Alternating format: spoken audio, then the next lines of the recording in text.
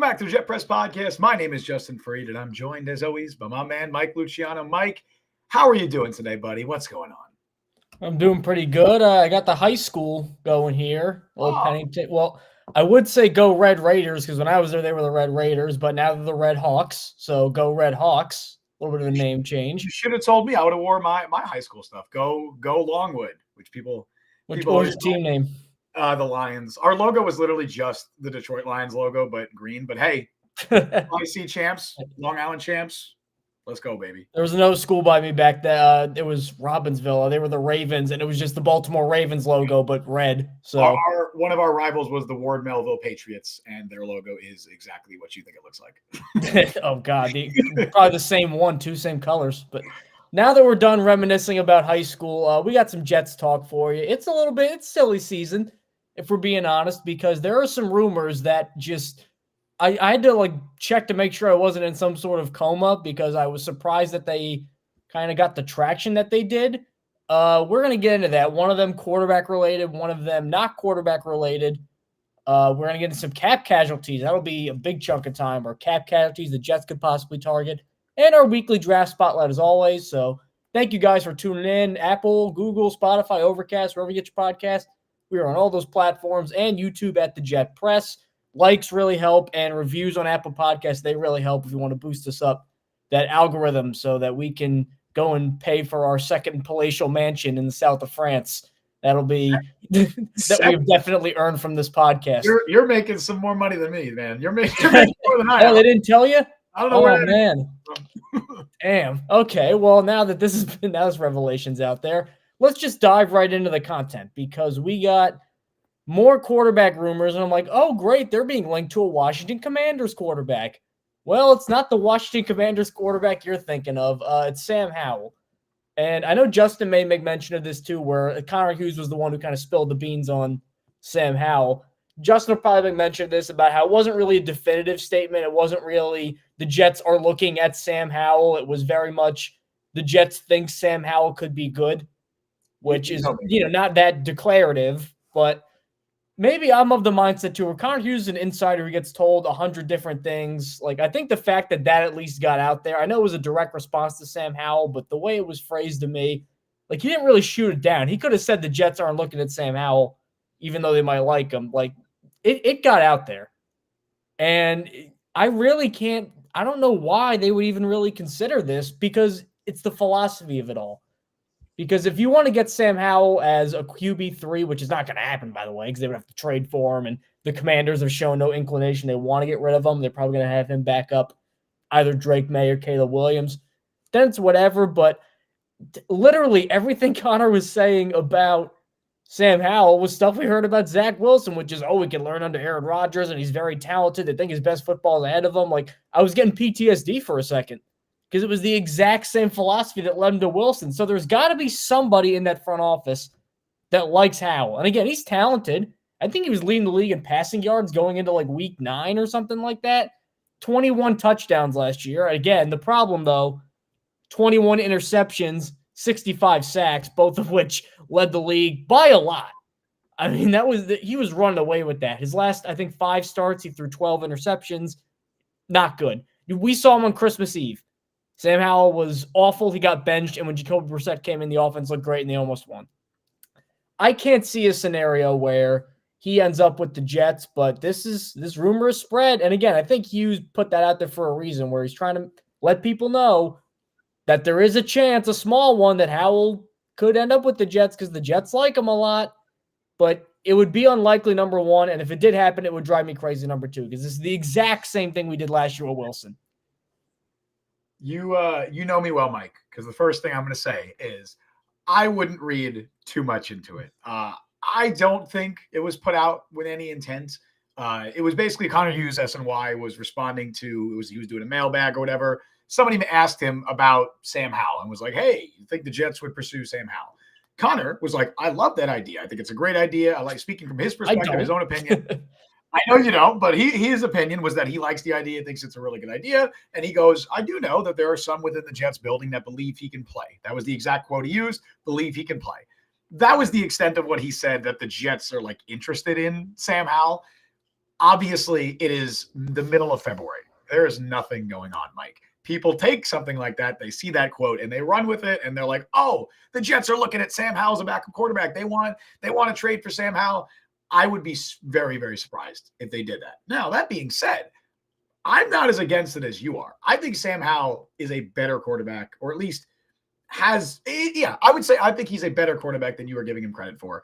I have long said on this show and then elsewhere that turnovers are overrated if you can combine them with big time throws, with the big time plays, the tight window throws, the big plays, right? I've said the turnovers are overrated if you can do that. And Sam Howell last season was like a perfect example of that. He ended up finishing at, take PFF numbers for what they're worth. He finished top 10 in big time throws amongst all quarterbacks. He had more big time throws via PFF than CJ Stroud, Lamar Jackson, Justin Herbert, and those guys. I mean, you could be like, Justin Fields, whoever else, like those guys, right? Now, obviously, he's not a better quarterback than them because he also by far led the league in turnover-worthy plays by a good margin, 5 more than any other player. He had 31. The next highest was your boy Desmond Ridder, who had 26. No one even in the stratosphere in turnover-worthy plays. So Sam Howell, he went full-on Jameis Winston last year. But the upside, as Brian said in chat, more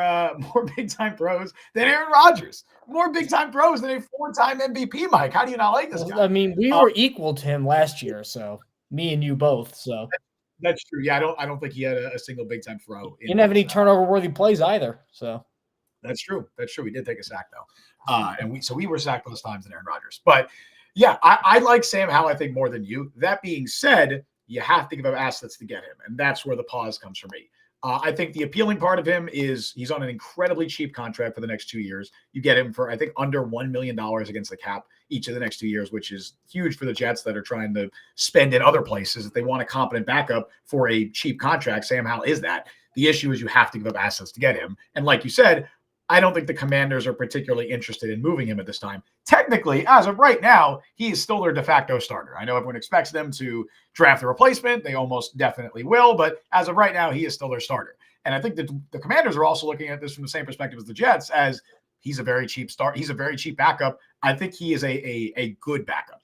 I think he's a good backup, and he's got a very affordable contract, and I think that's appealing to the Commanders. So I would be surprised if they had any interest in moving him. It would probably take I don't want to say a significant haul because it's still a backup quarterback, but something more than I would be willing to give up if I were the Jets, especially with their limited draft capital. But in theory, if it didn't take assets to get him, I would love the idea because of his contract and because I think he can play. Like maybe I agree with the Jets. I think that Sam Howell can play. I prefer someone like a Jacoby Brissett. I prefer even a Gardner Minshew, but given the contract and given what I believe his talent level is, I don't think it'd be the worst idea if he didn't have to give up assets. Turnovers are overrated. That point you made, they're overrated if you're like a Josh Allen when you're winning, like despite of that, and you play this reckless style. When you're losing, then that's a very easy thing to point to as to why you're not winning.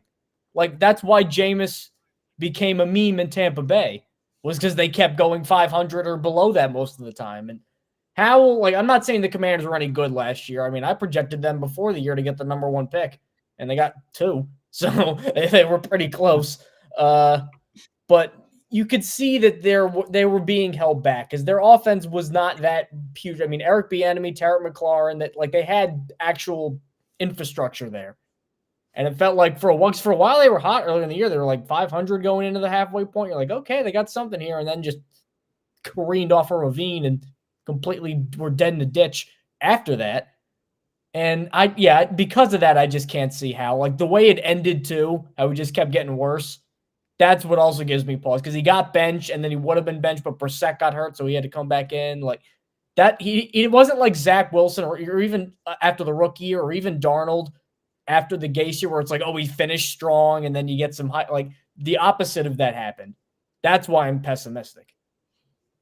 I get that. And I think, like, I'm not saying that he is a good starting quarterback. No, he's not. I'm not even saying he's a starting caliber quarterback at this stage. But I view him in a similar light to how I do Jameis Winston. I think Winston is better than Sam Howell at this stage, but I view him in a similar way in that he's a super, super volatile quarterback. But I'm okay with that in some instances as my backup. Like, I don't necessarily think that it's always in the best interest to have a game manager who doesn't make mistakes but doesn't do anything good at all as your backup. I'm okay with the guy who takes some chances as long as he supports it and backs it up with some big plays where you're like, oh, dang, this guy can actually play. He can do this stuff. I think Sam Howell is that kind of player. But ultimately, I agree. Like, it's not going to happen for the Jets. They're much more likely to go after a guy like Jacoby Brissett, who I know DJ Reed, shout out DJ Reed, because he recently tweeted out about Jacoby Brissett. I believe he was responding to a tweet about the Sam Howell rumors, and he quote tweeted it and was like, cough, Brissett, cough, or whatever he said. Is like, Brissett. So clearly, I think he would want Jacoby Brissett over Sam Howell, as would I, because it just you won't have to give up draft capital. And he's better. And he is better. I agree. I genuinely, Jacoby Brissett starts on 5 to 7 teams in the NFL last year. If he was the best quarterback on his roster, on his own team. I know I'm talking up Sam Howell. Jacoby Brissett is better than Sam Howell. He was the better quarterback in Washington last year. He just didn't start. But that's not because he wasn't better. And he starts over your boy Desmond Ridder. He starts over Bryce Young. He starts over, we'll exclude the Jets because they were supposed to have Aaron Rodgers. But there's quite a few teams that Jacoby Brissett would have been the starting quarterback on last year. I believe he's a starting caliber quarterback. I don't know if he's going to get that opportunity, unfortunately, but I'd love it if they brought him in. We've talked about it a lot, guys like Minshew, Ryan Tannehill makes a ton of sense. I know when we're talking about when we're going to talk about our cap casualties later, you have somebody you're going to bring up as well that could fit that backup quarterback mold. But as for Sam Howell, I'd support it. I just wouldn't want to give up any real significant assets to do it, which makes me think it's not feasible. Let's go from one nonsense rumor to another nonsense, or even more nonsensical rumor, some might say. This one's more, I agree. This one's more This one's even crazier because you don't even have just football stuff. You have extra, what's even the word for that? Not extracurricular. Off-field, personal, legitimate beef, hate between him and maybe the most visible Jets reporter. So Jamal, I know Connor Hughes coming up a lot on this show right now, but it's relevant. Shout out Connor. So, Connor does great. Shout out Connor. He does great. We're gonna get into cap casualties. One guy that seems like almost a formality is Jamal Adams. There is a chance I think he stays, mostly because Mike McDonald comes from Baltimore. They run a lot of 3 safety stuff. Fun fact, I've been doing a lot more Baltimore Ravens coverage with Fansided, so that's been been diving into that lately. So we've both done that now. We both Ravens. Yep. So they do as much 3 safety stuff as any team in the league. So maybe there's a chance that Jamal Adams will stay, but new defense, new scheme, new coach. Probably want to get a lot of the old guard out of there. I could see Adams getting cut, especially because he's expensive and he's not as good as he once was. He was an all-pro safety. He is not an all-pro safety anymore. So now that he's probably going to get cut, I'm seeing a lot of come back to the Jets. Let's just separate it. Let's forget everything else about Jamal Adams. Forget the way he left. Forget the things he said. Forget his player. Let's just look at Jamal Adams in a box, the player. He's pretty much a box safety at this point. The coverage skills, they weren't as bad as people said they were early in his career. Now they are. There's a legitimate decline. It was a meme early on. I'm like, all right, that's unfair. Now it's justified because he's clearly lost a step. Not his fault. He's gotten injured a ton, but that's played into it. He has gotten injured a ton. He basically missed most of 2 whole years in a row due to injuries. And then when he came back this year, he got hurt again in his first game. I remember they were playing the Giants on Monday night. So you got that.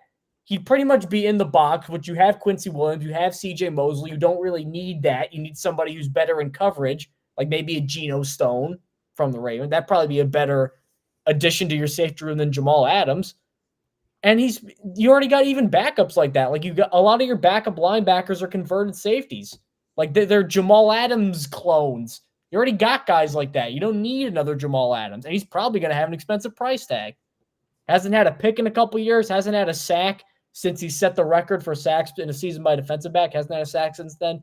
Declining player. Now let's bring in the other stuff where forget burning the bridges. He threw napalm on them. He repurposed them as shipping equipment. He did the worst things you could ever do to a bridge when he left New York. And people were not, I get why he was frustrated. I wouldn't want to play for Adam Gase either. I'd want a new contract too.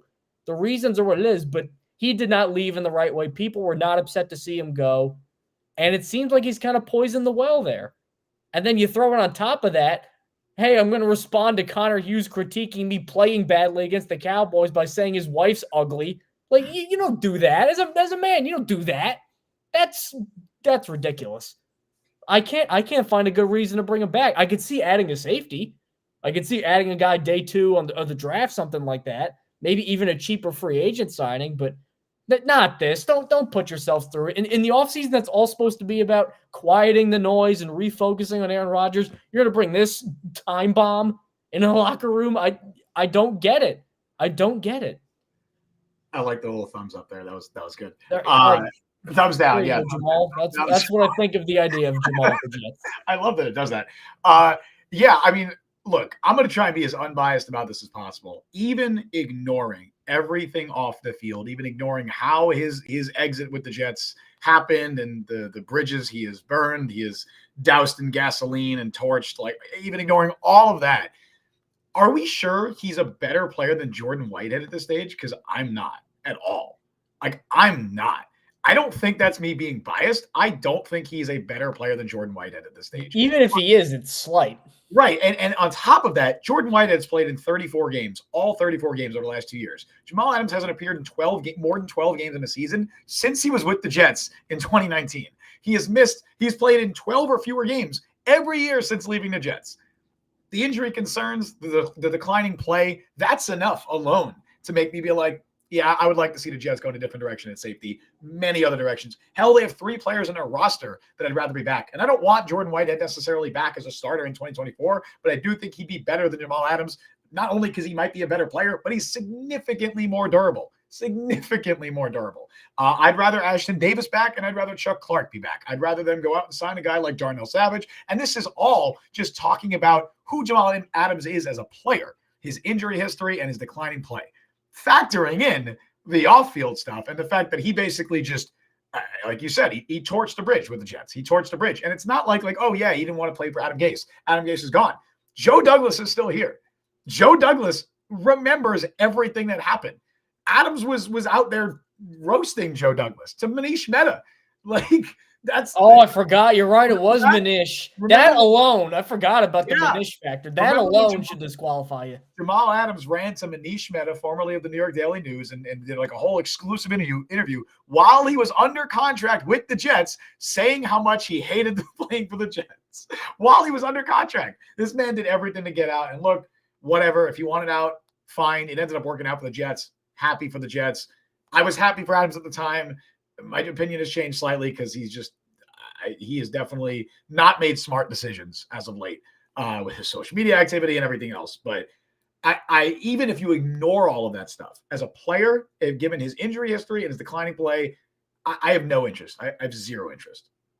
See, I'm seeing a comment here too from Charles in chat. You could bring Jamal Adams in on a cheap contract. Like he'd either have to A, swallow his pride, which he has never done ever, and take a 1-year minimum, like prove it deal kind of thing. Number one, I don't think that's happened. Or number two, you're going to have to pay probably, I'm not even kidding, probably close to 8 figures for a declining player. I don't even if it's like 1 year, $5 million, I'm not interested. Am I crazy for saying that? Like, I'm not, I'm just, I don't think he's good. I really don't. Yeah. Yikes is right. Yikes, Jamal Adams. I don't think he's good at this point. On top of it, again, it's also not like, I saw some people comparing it to, for the Yankee fans, that like Marcus Stroman with the Yankees, where he had some beef with them and he ripped Brian Cashman the idea of playing in New York, and now he signed. It's like, look, I was just angry. I'm a competitor. I want to win, and that it kind of got to me. I'm fine now. I got my money. Like, let's try to win. Like, that's not bad because he wasn't there. He wasn't there already, right? And then pissed everybody off, and then left and came back. Like, that was an outsider on a rival, Toronto, ripping somebody else. Like, that's totally different. This is, I can't imagine a situation. Has there been something like this recently in the NFL? I don't. Where a guy just completely burns the bridges and then comes back and it's like, hey, we're all good, right? I can't remember if there has been one. Not with the same regime. Like, definitely not. Like, if Joe Douglas wasn't here, if the Jets had a different general manager, I would say maybe it's a possibility. Also, but the fact that when that happened, Woody Johnson wasn't even here. He was in the UK, so it was really Christopher Johnson. So if they had a different GM, different owner, essentially different head coach, sure, it's a different regime. That's completely different. Joe Douglas is still here. Joe Douglas and Jamal Adams did not end on good terms. I know Joe Douglas isn't necessarily one to hold personal vendettas, but I cannot imagine it would be very good for the psyche of that Jets locker room to bring back Jamal Adams after how he left this organization and after he went scorched earth to just be like, yeah, look, I don't want to play for the Jets. I don't want to play for Adam Gase. I don't want to play for Joe Douglas. Joe Douglas isn't valuing me. Like, why would the Jets have any interest in bringing that guy back for that reason? And then again, I don't care if he's on a cheap contract. I don't think he's worth it. Like you sign him for 1 year, $5 million to be your third safety. Give me Ashton Davis for 1 year, $3 million. Like I'd rather have that. I would much rather have that. I don't think I'm crazy for saying that. He's at least It's funny too because all last year, didn't we praise either Robert Saleh or the Jets because it was like, oh, the defense stayed together. They didn't blow their lid when the offense was playing that bad. There was never anything like too public about everybody's ripping the offense from the defense. They kept it together. Imagine if Jamal Adams was on that team. You think he's shutting up? No way. If Zach Wilson's going 11 of 19 with a pick again, you think he's going to be quiet? Dude, no way. This is the same organization that didn't want to sign DeAndre Hopkins because they thought he had character concerns. Yeah, especially him and Saleh, these two big, like angry guys head to head. Imagine those practice fights. Even Ulbrich as well. Ulbrich too, yeah. Yeah, it would be nuts. Like again, same organization that didn't want to sign DeAndre Hopkins because of perceived character concerns, which I've yet to see those. What even would they be? Is it just like he doesn't practice hard? Did they ever like say what those were? That was the rumor that teams didn't like it, that he was dogging it in practice and whatever. Oh, cool. Yeah. All right. But in games, he's getting 1,200 yards. Okay. Right. The way teams think amazes me sometimes. It's pretty wild. That's why they Alan Lazard, he tries hard. Let's just sign him. Randall Cobb, Mecole Hardman. Again, no one thought Lazard was going to get 200 yards. That's a whole different rant. But yeah, it's the Jamal Adams stuff's not going to happen. If you're a Jets fan who wants him back, good for you, man. Like you can put aside a grudge. I don't even think I'm being biased or having a grudge with this situation. Just as a player, he's not good. He's not good at this stage, and he gets hurt. He provides no value to the Jets that the safeties currently on their roster, who aren't great by any means, don't already provide. So let's move on to cap casualties that are actually semi-realistic and won't ignite a firestorm in the locker room the first time the quarterback overthrows a ball and it's, what's going on here? Like, that won't happen. Because there are going to be a lot of cap casualties in the next couple of weeks and months and all that finally come out. And the Jets got to scoop some of them up. I know they're kind of financially in a little bit of a bind, and they can't just splash the cash unlimitedly to just restock everywhere, but they got to make some really specific targeted additions that I think could be really important for this team. The first one I'm going to bring up is actually a quarterback, and it's a guy that I've ripped before, honestly. But I just think backup quarterback's the top, even with the offensive line. Backup quarterback, I think, is the top priority right now. You got to get a good one. I don't think this guy's staying, and that's Jimmy Garoppolo. Because Jimmy Garoppolo was horrible with the Raiders, which I called because I knew this was a Kyle Shanahan product if I ever saw one. Yep. And they gave him a 3-year deal, and then he got hurt immediately, and he was bad and turning the ball over. Like, it was not good. But again, let's look at the positives, too, for Jimmy Garoppolo. It sounds weird coming from me, but he was in a Josh McDaniels offense. And despite the fact that they had a rookie in Aiden O'Connell and a guy who'd never been a head coach before, or even a coordinator before in Antonio Pierce, the offense got a lot better as soon as he left. And honestly, I think if Garoppolo was in, he probably would have played as good as Aiden O'Connell, if not a little bit better. Because I just think they got the main problem out of the room, which was McDaniels. So you got that. You have a history of him being very accurate. You have a history of him actually, for the arm he has, he tries and makes some pretty big throws. I know a lot of them were open because of Shanahan, but like he made a couple plays. It wasn't just totally Shanahan on autopilot. And you're not going to have to pay an obscene amount of money. Like he got enough from the Raiders. I think he has enough self-awareness to realize nobody's going to give him a contract as a starter this year. Here he goes to the Jets where familiar scheme, San Francisco guys, Robert Saleh, a lot of guys that he knows. He's behind a guy in Rodgers where he's not going to start, but that is not – he has an avenue to playing time because Rodgers could get hurt so easily. So it's not like you're just going to go play behind, like a Patrick Mahomes or somebody like that where you're just glued to the bench no matter what. Like there's a chance if Rodgers gets hurt because he's 40 that you got to step in. I think he'll take a pretty affordable contract and he'll give the Jets some security finally, the backup quarterback spot. Yeah, I don't hate the idea. I think ultimately Jimmy G, I would still prefer other guys like a Jacoby Brissett, probably even a Gardner Minshew. I much like you, I am a resident Jimmy Garoppolo hater. I feel like I've earned that moniker over the years. I just he's not a starting caliber quarterback. You know what? I think I put him in a similar tier to Ryan Tannehill, where I think that he's Tannehill was better, but like Jimmy G's like like an now, upper 20s quarterback. like now, like in Oh, like 2024. now, yeah, Not, yeah, yeah, yeah, yeah. 2024 now. Now Tannehill was better when they were at their peaks or whatever you want to call it. But right now, I'd put him in that same tier. Whereas I think a guy like Brissett can be a low end starter. I think a guy like Minshew can be a fringe low end starter. Garoppolo and Tannehill are probably just better off as backups at this stage, which is fine.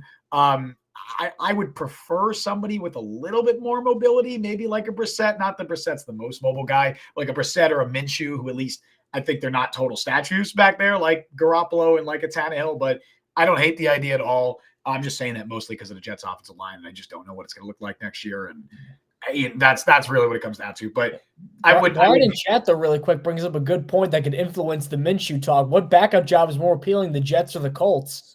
Because, I mean, the Colts are going to start Anthony Richardson, but yeah, they were starting Anthony Richardson this year, and then 3 games in, he got hurt. He hurt his shoulder, and he's out for the year. So, that's a tough one.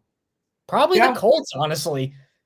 It also just depends on like scheme. It depends on scheme. He has the familiarity, of course, with Saleh, not necessarily with Shane Steichen. Obviously, Saleh's not the one running the offense. And honestly, at this point, the vast majority of the 49ers coaches that Saleh brought over, at least on the offensive side of the ball, are gone. Like how many offensive coaches assistants that Saleh brought over are still here? Well, it's all like Shanahan adjacent stuff. It is. So I know. terminology is going to be similar. It is. I'm just talking about like coaches he has familiarity with. Like Taylor Embry's gone. Zach Kazani wasn't there, but John Benton is gone. Obviously, Mike LaFleur is gone. So it's really just Saleh. But yeah, I think it just comes down to fit at that point. It depends on the quarterback and which offense they feel more comfortable in. I'd imagine he feels more comfortable with the Jets just because it's, like you said, a Shanahan adjacent offense. It's a very similar offense to what he ran in San Francisco. But I don't know. That is a good question. Both situations, you have a quarterback who is coming off a season-ending injury, who is expected to be ready for week 1, but you never know. In one of the cases, you're really kind of going there as a mentor. The other one, you're going there as an insurance policy. So it depends on what Jimmy Garoppolo would want if, the dollar figures are equal. So another guy that I'm looking at, and then I'll probably let you run down some of your top ones, but another guy I really want to mention is a guy that I want to advocate for. And then I got another guy that I mentioned before the show that it's kind of like a wild card. But one guy that I would advocate for if he was out there is Cam Robinson of the Jacksonville Jaguars. The Jaguars are kind of have a little mini Jets edge rusher situation on their hands where they got 2 dates to the prom kind of thing, in that they have the veteran who's playing well, or at least okay, because I don't think he was as good this year as he was last year, but certainly a serviceable starting tackle, Cam Robinson. And then you draft a guy, or 2 guys actually, Walker Little and Anton Harrison, the latter of which was a first-round pick, to replace him. I think Harrison was at right tackle last year, so I guess the plan would be probably Walker Little going to left tackle, maybe you switch Harrison back over, and then you put Little at right tackle. I'm not sure what the plan was, but it seems unlikely that either Little or Harrison will be on the bench next year, which means Robinson's probably going to be cut. And you're not going to get high-end play, but you're really not going to get high-end play from any of the free agent tackles out there outside of Tyron Smith, who's a major injury risk. Robinson's missed some time in the last couple of years, but you have 7 seasons pretty much, or at least 6 if he was hurt for the most of 1 year. 6 seasons of at least average to slightly above average offensive tackle play. You could get him in. He's probably not going to cost a ton.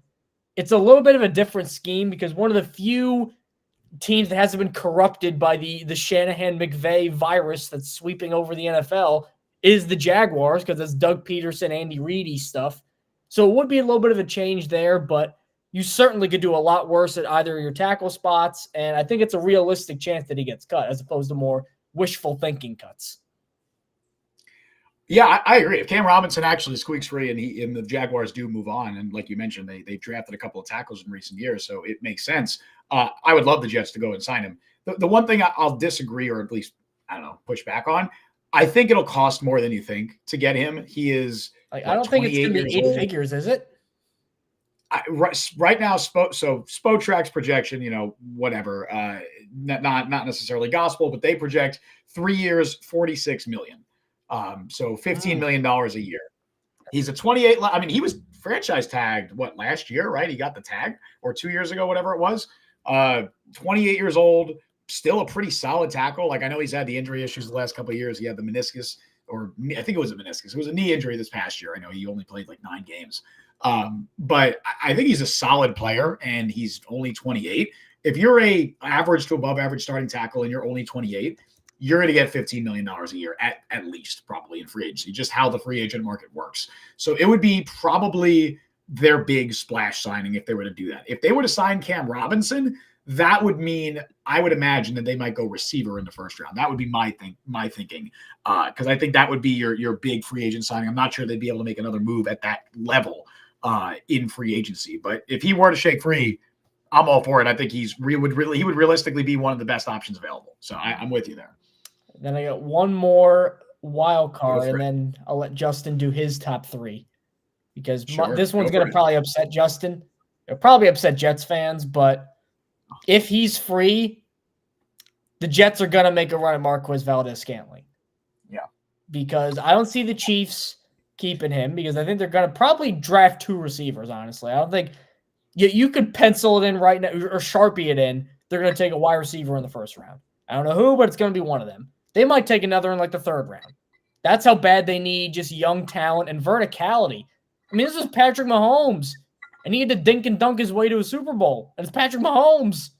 Dink and dunk his way to a Super Bowl is yeah. I mean, he did. I mean, he did that one insane bazooka throw to Hardman that was like 70 yards in the air, which was unbelievable. Yeah. But other than that, I mean, part of it's Matt Nagy, and he stinks, and he's very conservative offensively. But the other part of it, too, is they just, why isn't Mahomes thrown deep? Nobody's open. The one guy who could get open deep was Valdes-Scantling, and even then last year he had drop issues. He dropped like 9% of his passes.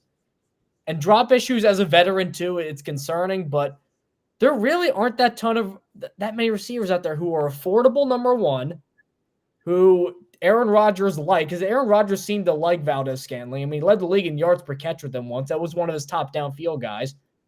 And he's not going to break the bank. Like, if they get rid of him, they're going to consider it, I think.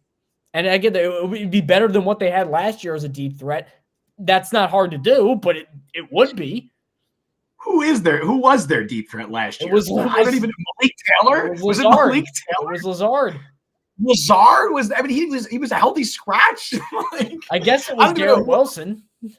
Yeah, I mean, Garrett Wilson obviously is their everything, but if there was like a designated deep threat, Malik Taylor? Who the hell is it? I agree that if the Chiefs let him go, which it does sound like that they will, they would save a decent amount of money, and I don't think he's worth the contract he has in Kansas City. Yeah, I would not be surprised at all if the Jets go out and attempt to sign him, because he knows Aaron Rodgers. He knows Nathaniel Hackett. He's played in that system. All the same stuff that we heard last year. That doesn't mean it would be a good thing. I am very anti-Marquez Valdes-Scantling. I want this on record as of February 21st right now. If the Jets do sign Marquez Valdes-Scantling, I will not be a fan. Just like last year. That's your breaking point, really? Oh, I think that'd be a fan of the Jets. I'm like, wow, that's your. No, I'm like, wow, that's a really arbitrary breaking point. No, Marquez Valdes-Scantling. After all of this, you're like, they signed Marquez Valdes-Scantling. The hell with it. I'm hightailing it out of here. I sat through Christian Hackenberg, but Marquez Valdes-Scantling, that's where I draw the line. Must be drawn here. Yeah, no, but I want it on record, just like I was on record last year, saying that I was not a huge fan of Allen Lazard. I did not think he was an upgrade over Corey Davis. Said that on record on this show. I want it on record now that I'm not a fan of Marquez Valdes-Scantling, and I do not think he would be anywhere close to the upgrade that the Jets need. I was doing some research before the show just to solidify my own belief of Marquez Valdes-Scantling that I already had based on watching him. So ESPN Analytics has a thing that they call a receiver rating. They base it on a score or a trio of ratings: open score, catch score, and yak score. Marquez Valdes-Scantling last year ranked 149th, tied for 149th out of 153 receivers. The only players worse, he was tied with Devontae Parker. Was Lazard worse? Lazard was the worst receiver in football last year via ESPN Analytics. The only other ones worse than Valdes-Scantling were Van Jefferson and Jonathan Mingo. So that is the tier that we're talking about. Jeez. I know. There's a real chance that the Jets sign Van Jefferson because he's the son of their wide receivers coach, and Marquez Valdez-Scantling because he's friends with their quarterback and and an offensive coordinator, which would mean the Jets, as of this ranking list, would have 3 of the 4 worst receivers in football last year on their roster. What's Devontae Parker could go for, like a 6th? I don't know. I'm over here dreaming of Calvin Ridley. Just like last year, I was dreaming of DeAndre Hopkins, and they're just going to sign Marquez Valdez-Scantling and Van Jefferson. I mean, they already hired all the coaches that I've gone on record for. I hate very few coaches, but like Hackett, Todd Downing, they literally brought all the guys I don't like. Why wouldn't they do that? And I will believe that the Jets will not do nepotism hires and nepotism signings when I see it. I'll believe it when I see it because they didn't do it last year. Every team does it. The good teams, bad teams. They do. But at least if the Nepo hires are good and the Nepo signings are good, that's one thing, right? Like if Rodgers was like, hey, I'm really good friends with Devontae Adams, and the Jets traded for Devontae Adams, cool, works for me. Marquez Valdez-Scantling, Alan Lazard, Van Jefferson because he's the son of Sean Jefferson. No, please. No, I don't want Marquez Valdez-Scantling. He's not a good receiver. He doesn't separate, despite the fact that he's supposed to be this deep threat. He's a very fast. He's got a good blend of size and speed. He doesn't separate. He has concentration drops, and he was quite literally, as of this ESPN analytics, the worst yak receiver in football last year. He does. I don't want him. Well, I will say the first year with the Chiefs, he was a lot better. Sure. And the whole offense around him was a lot worse, yes. too. Again, the Matt Nagy effect is real, and I think it also is just a snowball effect. When things start to go wrong in football, everyone ends up playing worse. Like, that's true, but he's not good. Like, I'm not saying that he's absolutely garbage, but if you tell me the Jets sign him, what I think he's like, I don't think he's going to be good with the Jets. I don't want him to replace Lazard, but like I think that he could have a role that could like replace him, be wide receiver too. But like he could have a role. I think you're stuck with Lazard already. Lazard is probably, he's realistically, I would love him to be wide receiver 4. He's probably going to be a wide receiver 3. Which if he bounces back, you think they might just do that? You think they might just say, you know what, like I know we paid him a lot. Let's just eat the money. They can't. I don't. Well, if he's not wide receiver, they can't sign 2 decently high profile receivers in free agency to be their wide receiver 2 and 3. They just can't. They can't afford that. So it would be either they sign somebody and then draft somebody and then demote Lazard. But that's a lot of resources to pour into wide receiver, which I wouldn't hate. But I don't want him on the Jets. I don't. Please just. So who do you want on the Jets? Well, I'm not going to start off with somebody I want on the Jets, but I'm going to start off with my first cap casualty with somebody that I think, in a similar light to Marquez Valdez-Scantling, if he is released, which he almost definitely will be, the Jets are probably going to sign him or at least make some sort of an effort to sign him. And it's the obvious one, the most obvious cap casualty, David Bakhtiari. It is almost guaranteed that he's going to be released by the Green Bay Packers. I know I've seen some people say, like, maybe the Jets can trade for him, whatever. Why would they do that? He's going to be released. I know the Packers eat like $20 million in dead cap, but they're going to do it. He's going to be released.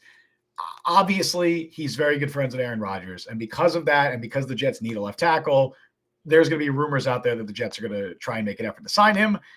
I don't think it would be very smart. The guy, I don't have the actual games played over here, but he's basically have a knee left at this stage of his career. He played in 1 game in 2 of the last 3 seasons. He has not appeared in more than 12 games any season since 2019, much like Jamal Adams. He came back last year. They were hoping he was healthy from the knee injury, played 1 game, and he just wasn't. I know what he has left at this stage. I have zero confidence that he would stay healthy for even half a season, let alone a full season playing on that MetLife turf. If you sign him, he better either be your backup left tackle or you have an extremely good insurance policy behind him, because you can't rely on him. But if we're talking about cap casualties that the Jets will have interest in, he has to be atop the list. It's a shame. It's a shame because it's going to happen. Probably. Know it's going to happen. Like, how many moves, like, even when the Jets rumors for Rodgers were starting, like, in slow motion, you could see that they were going to get Lazard and they were going to get Malik Taylor and they were going to get this guy. Like, it was natural. They just didn't get Mercedes Lewis. It was, like, the only one. Yeah. So it's going to happen. And maybe Mercedes Lewis would have been better than CJ Uzomah. Who knows? It would have been. He was even blocked. But yeah, I think we're kind of both in agreement on this one. It's not our preference by any means, but it almost feels inevitable that the Jets will make a run at him. There's a world where I'm okay with it. Like I said, if you pay him for it, because there's no reason you need to pay him a lot of money. Like if he's released, which he will be, his market is not going to be significant. The only team that makes like a ton of sense for him is the Jets because of the Rodgers connection and because they have the need. You don't need to spend a lot of money to sign him. So if you pay him, he's not like you're not relying on him to definitely be your starting left tackle for the whole season, then I'm cool with it. But if they're relying on him in any way, or they pay him any sort of decent money, I'm out. Like I have no interest, and I will not be happy. A guy that I think I would be a lot happier if they signed, and I don't think this is necessarily on the radar of a lot of Jets fans, but I feel like defensive tackle is a pretty sizable need for the Jets this offseason. Quentin Jefferson and Solomon Thomas are both free agents. I would not be opposed to bringing either of them back. I think they're both pretty good last year. They both are coming off career years in terms of sacks. But I still think, and we've talked about this in the show too, the Jets really need another beefier, bulkier run defender in the middle of that. Another big lad down there. And I think the perfect type of big boy that the Jets should target is not like an Al Woods where there's such a big boy. Let's not say that too often. Let's not make that a recurring. I really like saying it. No, I really like saying it now. You got me going, Mike. This is what happens. They don't need the type of big boy that Al Woods was. Al Woods was too big of a boy, all right? They don't need that. They need a big boy who can also move, all right? And the big boy that How long can we draw this metaphor out? The big boy that can move that I'm thinking of is DJ Jones. Recently of the Denver Broncos, formerly of the San Francisco 49ers. He played the best football of his career with Robert Saleh in the same attacking 4-3 that he had in San Francisco. I would love DJ Jones. In fact, I've been kind of pounding the table for him for the last couple of years. When he was available 2 years ago, when they moved on from Foley Fatukasi, I was like, hey, DJ Jones makes perfect sense because he kind of fills that like nose tackle-y role. He's only like 305, 310, but he plays like more of a run-stopping, one-tech defensive tackle, which Quentin Jefferson's not that. Solomon Thomas, he's more of a run defender, but he's not your typical, like he doesn't have the size of your typical one-tech. DJ Jones absolutely does. And I know he hasn't been as great the last couple of years with the Broncos. I think he is a perfect example of somebody who thrives in Robert Saleh's defense and Robert Saleh's scheme. I think the Broncos are going to cut him. I pulled up the numbers before. If they release him, it would say like $10 million. So that, yeah, his cap hit next year is almost 13 million. It would save them a little under 3 million, or they would take on a little under 3 million in dead cap to release him. It's an obvious move. It seems likely that they do cut him. I would not be surprised at all if we see a reunion in New York with Robert Saleh and DJ Jones. And I think it makes a ton of sense. I like Jones. It was funny watching the Jets last year because I think Solomon Thomas is a separate kind of player. He'll be back this year. I think I agree. I think so. He's well liked in the room. It was funny because you could see. You ever see in like they have like in movies like the angel and devil on the shoulder? They can like split people's personality into two different things. That's what it was like watching them because like literally everything Quentin Jefferson could do, Al Woods couldn't do. Yeah. And vice versa. So you had to kind of pick your poison of either let's get the big, giant veteran run stuffer or let's get the smaller pass rusher guy in there. And it was very easy to exploit based on just who was in the game. Yep. Like Woods was really good when he was in the game, but he just offered next to nothing rushing the pass. Actually nothing.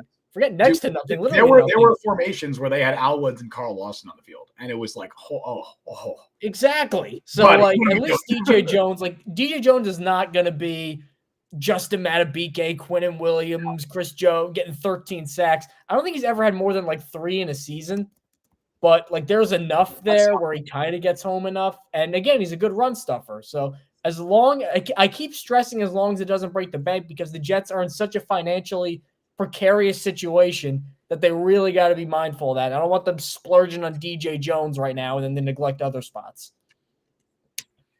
I agree with me. If it's just a lot cheaper to bring back Quentin Jefferson and Solomon Thomas, I don't have an issue with that. As much as I would like the Jets to improve their interior run defense, I think there are 8 other issues with this team that are probably more important. I think the defense can survive just fine with their top 3 defensive tackles next year being Quinnen Williams, Quentin Jefferson, and Solomon Thomas. So if it's too much money to sign DJ Jones, I don't know what it'll be. Actually, what does spot check? Is it spot check or spot check? Have we ever confirmed? I don't know. The cap website is what I call it. The cap website that's not over the cap. which over the cap might be better, but I'm just using this for market value. They don't have his market value listed because he's not a free agent, but he signed a 3-year, $30 million contract with the Broncos a few off seasons ago. He's 29 now. I do not think he would get that. If you sign him to maybe if you sign him like a 1 year, like $6 million contract, I'm cool with that. Probably going to be slightly more expensive than what Quentin Jefferson and definitely more expensive than what Solomon Thomas would get, but I think it would be worth it. So if you want to bring back, I mean, that would probably mean you maybe don't bring back Quentin Jefferson, maybe, unless you're paying 3 free agent defensive tackles. Maybe you can get Solomon Thomas on a really cheap team-friendly deal because he likes playing here. I don't know. But yeah. Quick question from Brian in chat too. Clemens is a good run defender with interior possibilities, right? I thought the Jets wanted to put on more weight and play him on the interior. You can still do that and still sign DJ Jones. You could still probably play John Franklin Myers inside a little bit more and still sign this guy. Like, I don't think one move precludes another, especially because, I mean, as fun as Michael Clemens is being like a big, scary psychopath guy, like he's not like a starter right now. He's just a rotational player, and Robert Saleh loves rotational guys. He'll if he could have a team of 25 defensive linemen, he would. So you can keep adding to that. Yeah, I'm not super high on Michael Clemens. The big take that I've seen with a lot of people is, you could just release John Franklin Myers and Michael Clemens will take his role. And I've always thought that was very silly. Like, sure, they're a similar type player and they occupy a similar role in the Jets defense, but that doesn't mean that he's just gonna be able to step in and be that guy. I don't know if he put on more weight, if he can hold up a defensive tackle. I don't mind, the way that they're using him right now in that similar John Franklin Myers tweener role, but I don't think that necessarily would be the solution. But it's definitely something that they have been doing and that I imagine they will continue to do. The last guy, I saw you just responded to. I'll bring this up super quick. Let's talk about this super quick. This message here from Joe Cat on YouTube said, question for the boys. Why would any prominent, I believe is what he's trying to say, free agent come here in their prime? I feel like the league knows the staff sucks and views us as the Browns of the 90s with dysfunction. And then he also puts an addendum on that because when I said, well, Aaron Rodgers is a draw. Well, he said he couldn't pull in Green Bay through his career. Well, there's Green Bay and then there's New York. I mean. Also, wait, what? Also what? No, I would say that, first of all, money talks. People say that about every team. If you pay, they're going to come. Like, it's as simple as that. If you pay, how many free agents have the Jaguars signed before they got good with Trevor Lawrence? How many big names did they get? A bunch. That being said, there is a significant appeal to playing with a quarterback like Aaron Rodgers. So we've heard so many free agents talk about it. I know the Jets weren't able to get the deal done with Odell Beckham, but he was, and not that I would have wanted this in the first place, but he was this close to signing with the Jets, and he spoke very vocally about mostly because of Aaron Rodgers. Like, that's why he wanted to come here. That's why Hardman signed was Aaron Rodgers. That's why Michael Hardman signed. That's why Dalvin Cook signed with the Jets. And again, these weren't good signings necessarily, but they're examples of prominent enough free agents who signed with the Jets. That doesn't mean that they were necessarily good ones, but that's how it goes in free agency. You're going to get a lot more misses than hits.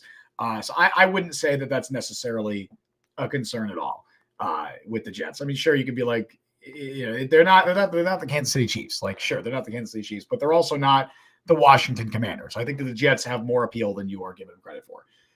The last cap casualty that I'm going to discuss now is a wide receiver. And I know, all the attention's on guys like Mike Evans and like Calvin Ridley and T. Higgins and whoever else might be available this offseason.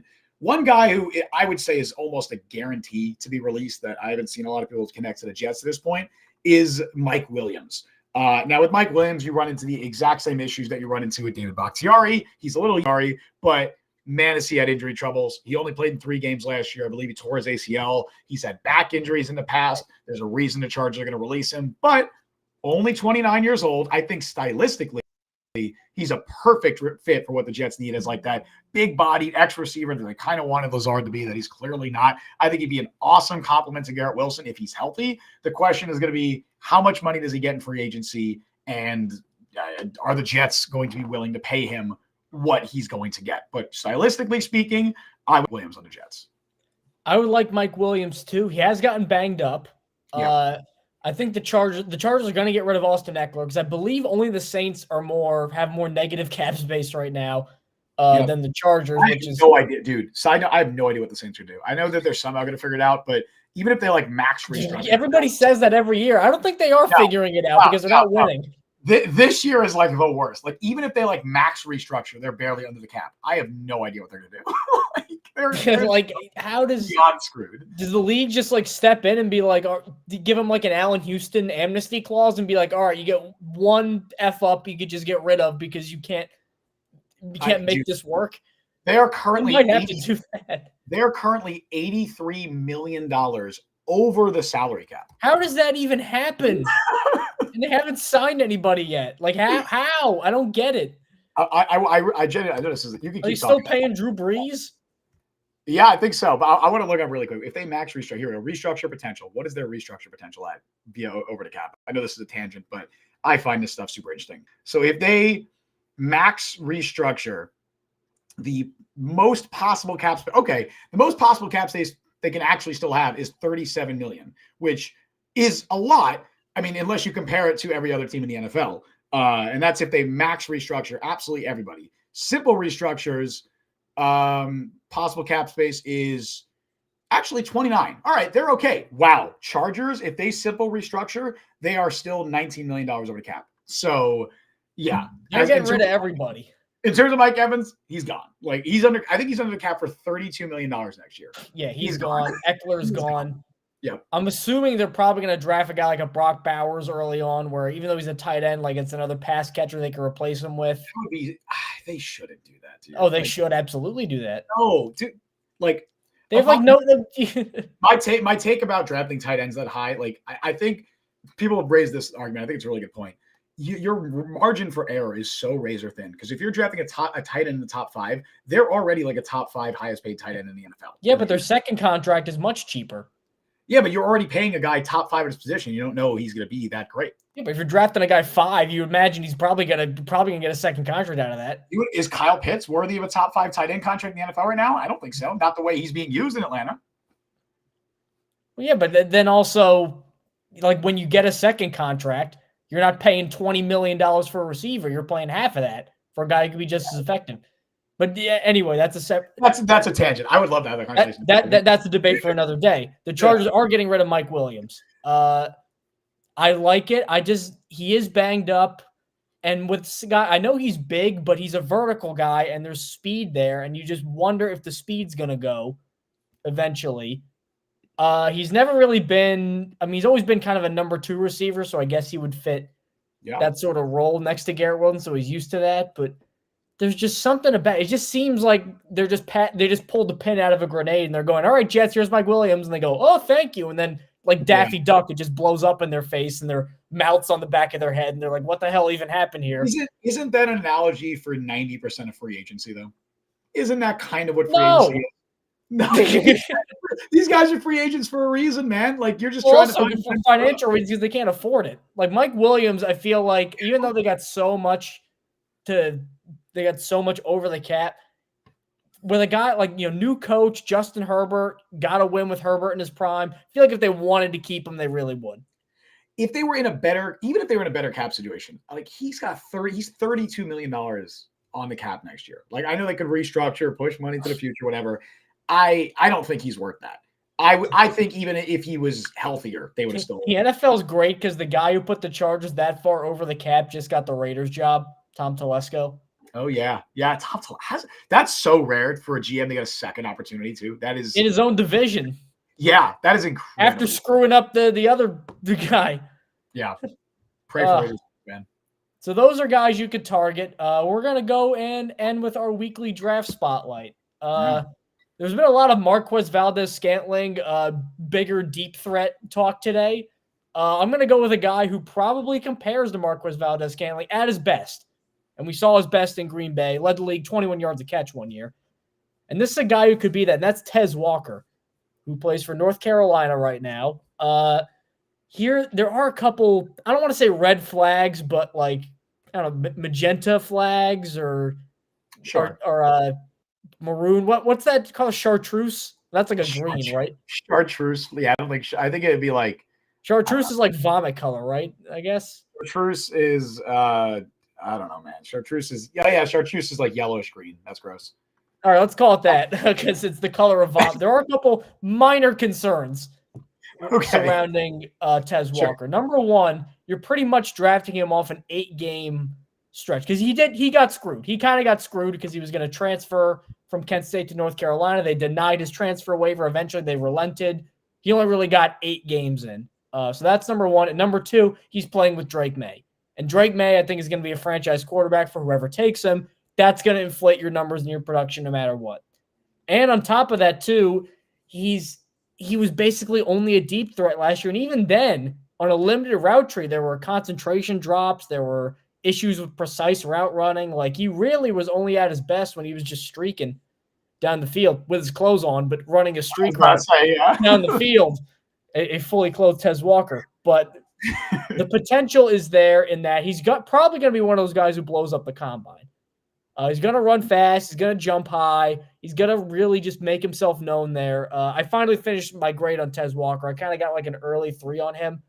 There are a couple guys I like better than him, like Xavier Leggett and Roman Wilson, but without a second-round pick, it's tough for the Jets to add him. If they want a guy early third who's going to be a little bit raw, so this is, again, you got to put trust in Sean Jefferson.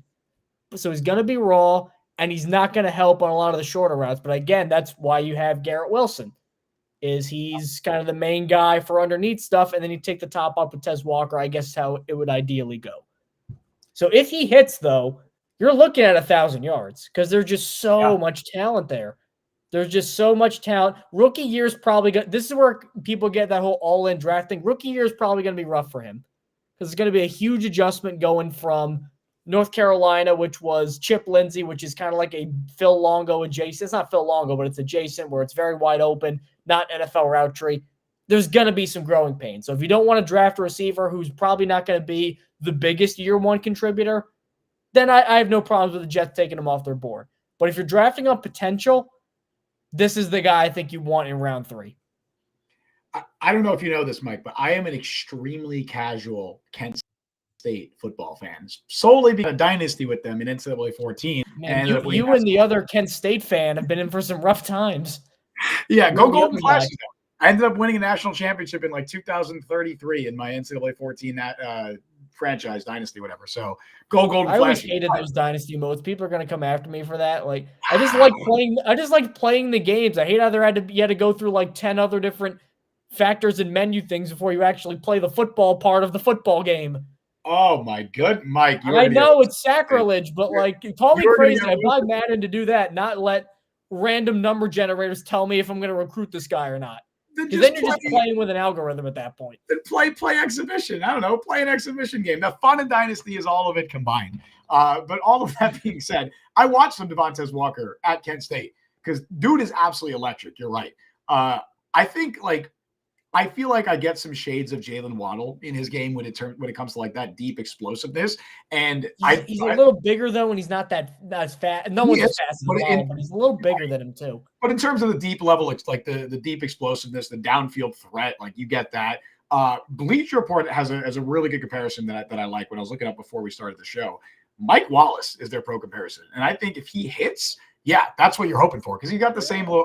You disagree? He's got that same. No, like yeah, I can kind of see it. Like yeah, he's got that same long speed. Obviously, he's going to be pretty raw coming into the first season. He doesn't really have a large route tree, and I think that would lean me or need to prefer guys like a Lad McConkey who I've talked about in the past, or someone else who I think can contribute earlier on than Devontae Walker. But if you trust your offensive coaching staff, which I don't, but if they trust their offensive coaching staff to develop him into a player who can contribute, absolutely. I think even so, year one, he's still out there as your wide receiver 4, and you're just sending him deep, and you're at least you have to keep the defense honest with him on the field. And you have Rodgers who can actually do it as opposed to Zach Wilson. Correct. And I think that's important to have that element in the Jets offense because outside of Garrett Wilson, they don't really have anybody that can do that. And that's not even Garrett Wilson's I would never say that that's his biggest strength is his downfield verticality. Not that he can't do that, but that's not when I think of Garrett Wilson. I'm not saying that he's a downfield vertical receiver. He can do it all. But you want somebody that can kind of keep the defense honest. And I think Devontae Walker is probably one of the best deep threats in this class. So I was just thinking back to it though, before you get to your guy, when was the last time the Jets drafted like a day 2 receiver and it worked? Oh God, dude! Brad Smith, was he a date or was he dead? He was round 4? It was 4th round, and that was he wasn't even as a receiver. That was he was like a kick returner, wildcat. I think Elijah was a quality player. Obviously, it didn't work out with the Jets, but I think he's a quality enough player. Looking back, a day 2 receiver. I'm going to Yeah, keep like scrolling. second, third round. There's so many Ardarius Stewarts and Stephen Hills and stuff. And there's so many second round busts, like an unbelievable amount of second round busts. Jericho Cotchery was fourth round, so not him. I mean, Santana Moss was first round. In terms of day 2 receiver, I'm going back to the 90s here. I'm still going. I have absolutely no idea because I'm seeing. I don't even know who's Ryan Yarborough. I don't even know who that is. Isn't he a pitcher, Ryan Yarborough? I have no idea, but there was a receiver the Jets drafted in 1994. Oh, here we go. 2000, Lavernius Coles with a third round pick. Oh, I missed him. Oh, yes. I missed him because there's 4 first-round picks, obviously. Yes, Lavernius Coles, 2000. That's the last time the Jets drafted a day 2 receiver and it worked out. Coles, shout out Coles, really good player. But yeah, it would be an extreme departure from the norm if the Jets drafted a receiver in the 3rd round and it worked out. But hey, you got to keep swinging. You got to keep swinging. I've talked about receivers the last 2 draft spotlights we've done. So I'm going to shift to a different position this time, another position that the Jets should be targeting, a position that the Jets obviously need. I'm going back to the offensive line, but I'm not talking about an offensive tackle because I don't think it's necessarily a lock that they have to draft a tackle. I can see a scenario where they move Elijah Vera Tucker out to tackle, maybe even move Tippmann to guard, perhaps to pave the way for someone like Oregon's Jackson Powers Johnson. He was standouts from the Senior Bowl. Big, powerful dude. He has experience playing all 3 interior O-line spots. I believe he started at right guard in 2022, became Oregon's full-time center in 2023. He's a big guy, especially for a center. 6'3", 320 pounds. At least that's what he's listed as. In his only year as a full-time starting center, he was a unanimous All-American, won the Remington Trophy, which is given to the nation's best center. And this was pretty absurd when I was looking up some stats from him. This is via PFF. So not only did he not allow a single sack in 3 collegiate seasons in 32 career games, he allowed 4 pressures, Mike. 4 total pressures in 32 college games. They also had Bo Nix getting the ball out of there in 3/4 of a second every play. That's absurd. Not a single sack, 1 QB hit, 4 in a major conference too. In a major conference. There's a reason this guy was unanimous All-American and that he won the Remington Trophy. Big dude, and despite his size, he's a really good run blocker. He's a mauler in the run game, probably one of the strongest players in this class, but he also moves very well, so much so that I'd probably say athleticism and mobility are 2 of his strengths. He has that blend of size and athleticism. The one thing you don't get with him, physicality, is he doesn't have great length, but we're not asking the guy to play on an island at left tackle. He's probably going to be a center at the next level. He doesn't need to have the longest of arms. That's not necessary for the position. Like I was saying at the beginning, I don't hate the idea of moving Tippmann to right guard if you want to have Powers Johnson at center, because Tippmann, I think, played some of his best football, if not the best football that he played last year, at guard. He also had some snapping issues as well. I don't hate that. And then you can move Vera Tucker to right tackle. I think it makes much more sense to move Vera Tucker to right tackle because I'm not sure you're going to be able to add 2 starting caliber tackles in one offseason. So I don't hate the idea of drafting Jackson Powers Johnson. Yes, you're moving some guys around, but I think that you just want to add good players. Now, realistically, you probably have to trade down to get him. You're not going to take him at 10, obviously. He's probably going somewhere in that 25 to 50 range. So my guess would be like early 2nd round is probably where he's going to end up going. So either they recoup a 2nd round pick somewhere else, they move down in the 1st round to the back half of the 1st round. Either way, I would love Jackson Powers Johnson on the Jets. I'm not sure it's going to perfectly work out because of where he's projected, but I think he's a good fit. He reminds me of, I'm going to reopen some old wounds for Jets fans when I bring this name up, but when Tyler Linderbaum was coming out of Iowa, remember people were like, take him at 4? Remember that crap? Yeah. Now, granted, he's really, really good with the Ravens. He is really good. The problem, though, is with not the problem, right? He reminds me in a good way of Linderbaum, or when the Cowboys took Travis Frederick, where he's going to go to a team where they're like, oh, we're chasing a championship, but we drafted a center, and then he just starts for 10 years and he's really good. And Frederick had health problems. He was good every single year. Yeah, like a Creed Humphrey situation. Creed Humphrey was at least later, too. I'm not about like a 1st-round guy. Like, JPJ could be a guy like that. I see very little to find fault with him as a pass protector. The Senior Bowl kind of confirmed a lot of the things that I thought. Even before the Senior Bowl, he was not regarded as a 1st-round prospect. He shot up after that. Yep. I was a little higher on him than most. I haven't finalized my grade for him, but I'm glad that a lot of my positive thoughts about him have been kind of validated. The concern I have is I'm kind of getting sick of the Jets just moving everybody around. This guy, I know Robert Saleh said put your best 5 out there, but Tippmann went from center to guard, and Vera Tucker, guard to tackle, other side. It's like Becton, right tackle, left tackle, back again. Like, can we just pick a position and stick with it? It's not like Madden or NCAA Kent State Dynasty when you just put the right tackle to left tackle and functionally it's identical. Like, that's a whole different move set. It's a whole different mindset. It's a whole different set of things you got to consider. Like, totally different. I don't want to do that. So I wouldn't want to move Tippmann, who I thought was the best rookie far and away last year. And I don't think he's going to be Randall McDaniel, but he's certainly going to be a pretty solid starter for a very long time in this league. I don't want to keep moving and messing him around just to get Powers Johnson. Having said all that, purely on a fit point of view, it's like the Will McDonald pick where I wouldn't love the fit necessarily, but I just like the prospect too much to really have a ton of fault with them picking Jackson Powers Johnson. Well, I think that I've convinced Brian in chat because he said, you've sold me. Give me JPJ to pair with AVT. Let's go. If anything else, you have another hyphenated name. Only hyphenated names here. You go JPJ, you get AVT. Who else? Are there any other offensive linemen with hyphenated names that I'm not thinking of? You can do, like, he's not an offensive lineman, but if you want to do, like, Michael Penix Jr. and then MPJ. Okay, sure. Or they could, MPJ is kind of like, it makes me think of Michael Porter Jr. But they could go and get, like, I don't know why the first one that came to mind was Nick Westbrook-Akine, but they can sign him. Why? I back in my day when I was at the Shrine Bowl, he was just Nick Westbrook. Yeah, I remember that. I remember when he was just Nick Westbrook. Yeah. And then I remember I didn't hear anything about him, and then it just Nick Westbrook-Akine makes the catch. I'm like, who? When did he come up? Where did he go to school again? Was it Auburn? That was Indiana. He went to Indiana. That's right. Yeah. But yeah, Chris Abrams drained 3rd round. Cedric Van Pran Granger, another alignment from Georgia. There you go. Perfect. He's got 3 hyphenated names because it's Van Pran Granger. So he's got 3. That's too much power. I understand the concern with moving guys around, and I get that. And that's not also something that I love the Jets doing. The counter argument to that, the counterpoint would just be, you want to have as much versatility in the offensive line as possible, given how many injuries that they've had over the last 2 years. I like that Jackson Powers Johnson has experience playing all 3 interior line spots. Joe Tippmann can play guard and center. I think it's important to have guys like that. If they bring back McGovern or Schweitzer, they can also both do that, not necessarily at a super high level, but they can do it. I think versatility is important because just knowing how this Jets O-line operates and how many injuries they end up having, whether it's Keith Carter, whether it's the turf, whatever it is, that's probably going to be a thing that happens.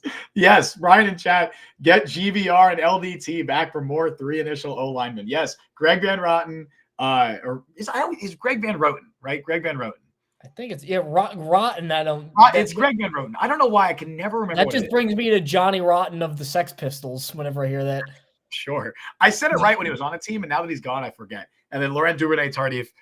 Sure, yes, give me all the 3 initial offensive linemen to pair with Elijah Vera Tucker. I think that'd be great. But yeah, I agree with you. I don't think it's necessarily something that I love them having to do that, but I love the versatility. I love the player, and if they do move back in the 1st round, he is someone that I'd keep an eye on for sure. And I think we're going to call it for this episode of the Jet Press. Very in-depth one. A lot of stuff on our plate. So thank you guys so much for tuning in. As always, YouTube, Apple, Google, wherever you get your podcasts, we are there. YouTube at the Jet Press. That's where we are on the digital webs. And we really appreciate a like, really appreciate a good review on Apple Podcasts. Again, that's for algorithm stuff. That's not to massage our enormous inflated egos. It is just for the business end of things. So if you want to support the show, that's a good way to do it. I'll leave the signing off to Mr. Justin Freed. I didn't like the way you said massage, Ari. I didn't like. You ever heard that term before? No, but massage ego is one thing. But you were like massage our enormous egos, and I'm like, hey man, what's going on here? Okay, that's your fault for thinking like that. Your mind's still on the Woodies. The Woodies, we got to bring them back. This always happens. What a revoltant display we got going on here. We got to bring back the big boy Woodies. Dude, things go off the rails. You're doing all of this, by the way. This is your doing. Anybody who sticks around to the end of the show, it always goes off the rails right at the end. Appreciate everybody for listening in. We are flying through the offseason, dude. Next week is going to be our last show in February. The Combine's coming up next week, so we'll be talking about that. And then soon enough, got a couple more weeks until free agency is here. It is. We are flying through through the offseason right now. But we appreciate everyone stopping by and always tuning in to listen to us just ramble about the Jets and nonsense. As always, thank you all for listening. Thank you all for joining us on the show today. Good God, man. You can follow Mike on Twitter. Got into you the last minute. Dude, it's a mess. I gotta get some sleep. I don't know. I'm tired. Thank you all for joining us on the show today. You can follow Mike on Twitter at by Mike Luciano. Follow me on Twitter at Justin T. Freed. Follow Jet Press on the Jet Press. Download the Jet Press podcast wherever you get your podcast. Check us out on YouTube and TikTok. Subscribe, like, hit that notification bell. You guys know what to do. We stream live every Wednesday at 3 p.m. Eastern Time. Thank you all for listening to Jet Press Podcast. I've been Justin Freed. That has been Mike Luciano. I'm going to go get some rest, and we'll see you guys next week. Much needed. We'll see you guys next week.